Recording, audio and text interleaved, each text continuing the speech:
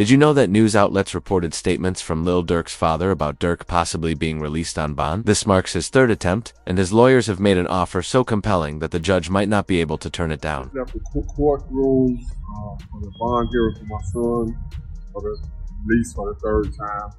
This time it was very fair. The judge was very fair. He wasn't pro-prosecutor, he wasn't pro-defense, but he was pro-justice. So he listened to all the evidence, and he's going to be ruling in the next 2 days about what his position is for the bond. But we were very pleased at how it turned out. So continue, family, friends, and fans, continue to keep us in your prayers.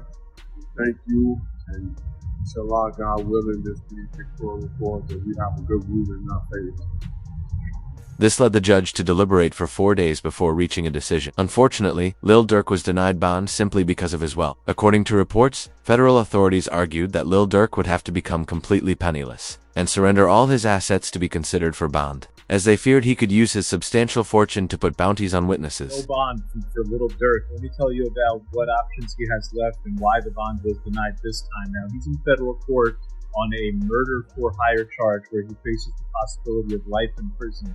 What that means is, under the federal law, it is presumed that you do not get a bond because the charge and the penalty are so serious. So your lawyer has to go out there and show why you should get a bond. Now, ultimately, what the district judge decided to deny the bond on was a couple of factors. There's a couple $1 million being put up, but it's not all being put up by Durk. Some of it is from the label, and ultimately Durk has a lot more money and assets than what's being put up. So if I let him out on bond and he tries to flee, he's going to have tons of assets and money at his disposal. After this tweet went viral, stating, "If you think Durk was denied bond because he's rich, you know nothing about this case." Rumors started circulate. Apparently Day's brother has already snitched on all of them. Instead of making it public, authorities are keeping it under wraps to catch Durk's lawyers off guard. I came across the evidence files, and they're pretty alarming. They mention new body cam footage showing Ted desperately trying to cooperate and snitch on Durk and F members, which has completely shifted the case. Durk's legal team has now filed paperwork requesting more time for their bond proposal. This has sparked speculation about what exactly Ted told the Fed. Since Ted is Dee Dee's brother and Dee Dee is known as Durk's main hitter, Ted was picked up by police at a local convenience store while carrying a firearm.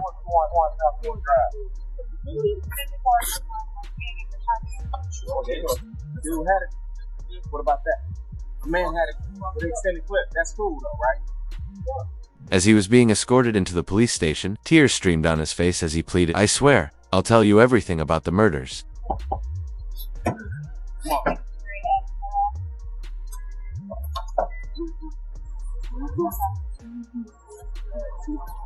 Hey, stop it. Stop it.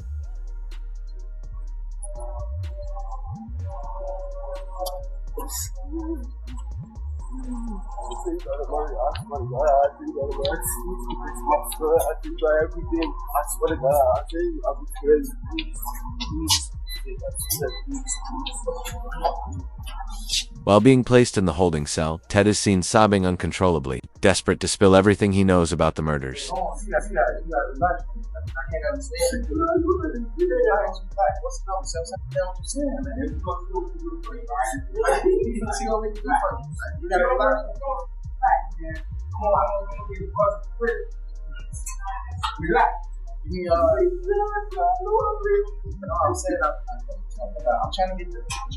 However, Da's last name appeared in the court documents, leading fans to believe that Day was the one snitching, when in reality, it was Ted. This mix-up even caused rumors that Vonnie was cooperating with authorities, until Durk's best friend Bazoo stepped in to calm things down. No, mama, know what's going on with the people that's in the courtroom, man. For real, for real.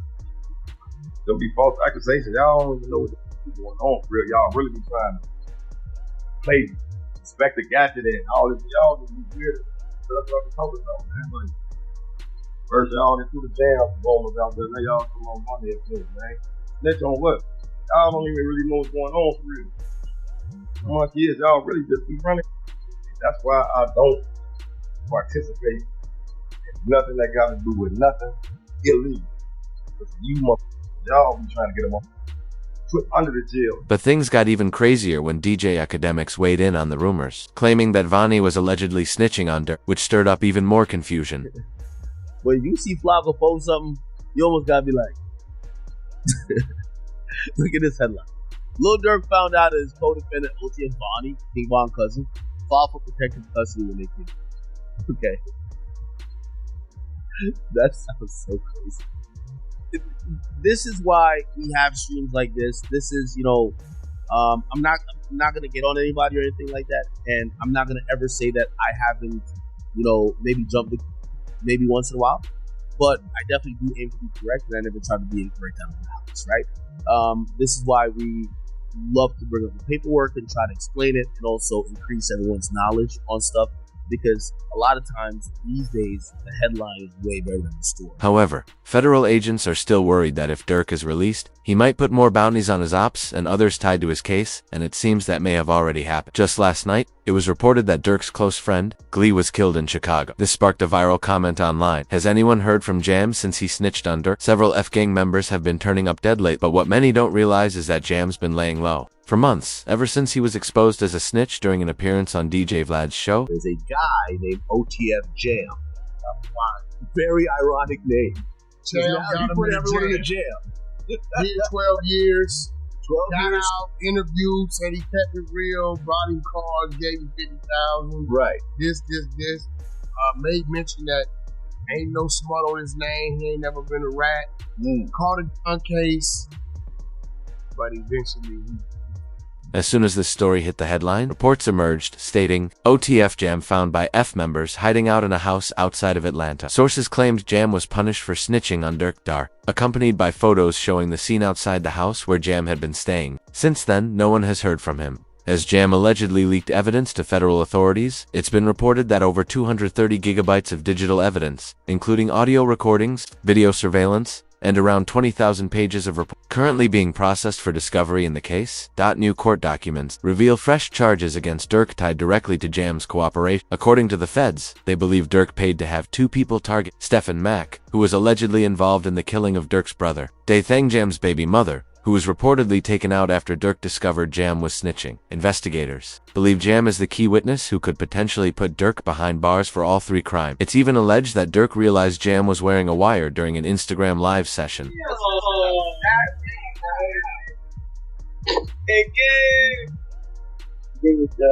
Check on your man, dude. Ain't gonna lie, man. Hey, when I was growing up, I didn't have a day architect. I'm having a day. School's out down. However, months before his arrest, Durk had already sensed something was off with Jam. It's now being said that Durk had been playing 3D chess all along. He saw Jam's cooperation coming and was steps ahead the entire time. From a mile away. I don't think people realize that.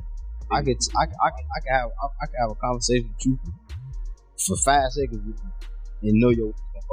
But Durk addressed the situation further, revealing that he stopped allowing his friends to come over to his house. Nobody ever allowed to my house. It be our best friend never been in my house.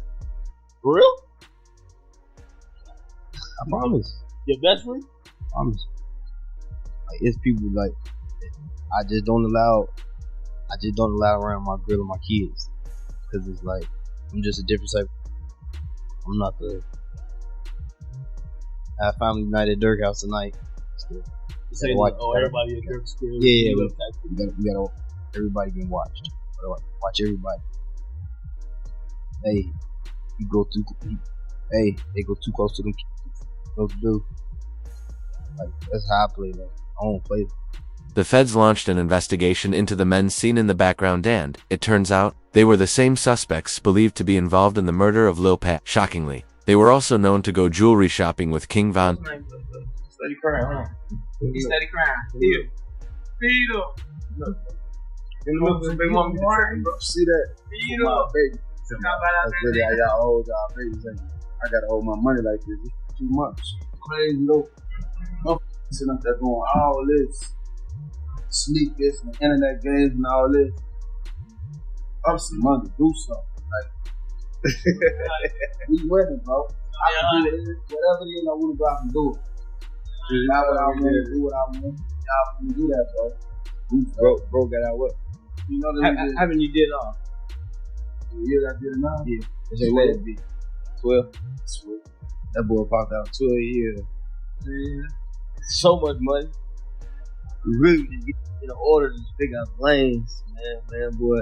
I don't mess with F-Jam. Durk said about the same man he once gifted $50,000 to during an Instagram live only for Jam. Two later snitch on the people who were there in the background. Solitary. Let's go over there. Boss, you good? My boy. They got real in here, man. But as Durk remains under investigation for the death of Stephen Mack, prosecutors presented an Instagram post Durk made for Dathung, which went up just 30 minutes after Stefan was killed. To make matters worse, the very next day, Durk was seen laughing on Instagram Live. What? Somebody else said slap con. Somebody else said slap con. Despite everything, Durk still has one final shot at getting out of jail, as prosecutors have begun dismantling parts of their own case and evidence against him. An allegation they backed away from, which is huge. It shows the weakening of the case. Previously, the prosecution had alleged that Durk paid the bounty through one of his co-defendants, and they named the co-defendant. Now they've backed off that allegation. They're not actually saying that Durk paid the bounty through the co-defendant or anyone else.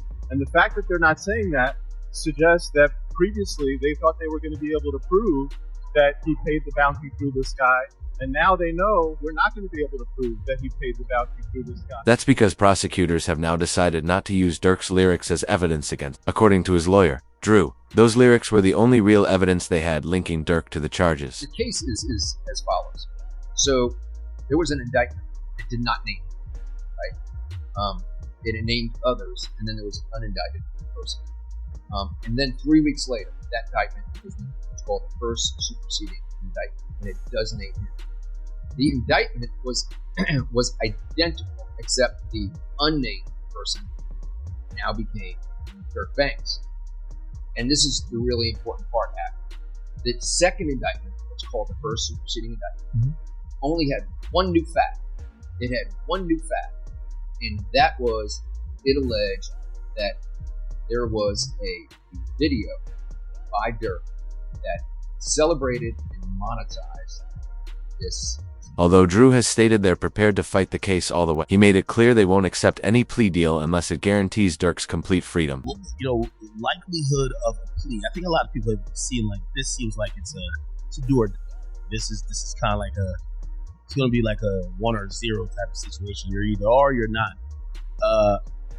Is Durk, from your understanding, or you as a lawyer right now, as his criminal attorney, are you open to possible conversations about plea deals? Are you thinking, no, we're going all the way? Would you entertain it? Just entertain it? Because that's your job to listen to it and maybe present it to Durk, or that's just off the table? It's a conspiracy case. It's an all or nothing case. He did not participate in a conspiracy. So there is no alternative. A life sentence, potential life sentence. So this case is going to 12 people. They're prepared to take this case all the way for one key reason. Durk's legal team is holding on to a First Amendment defense, ready to use it as a backup strategy if things start to go south.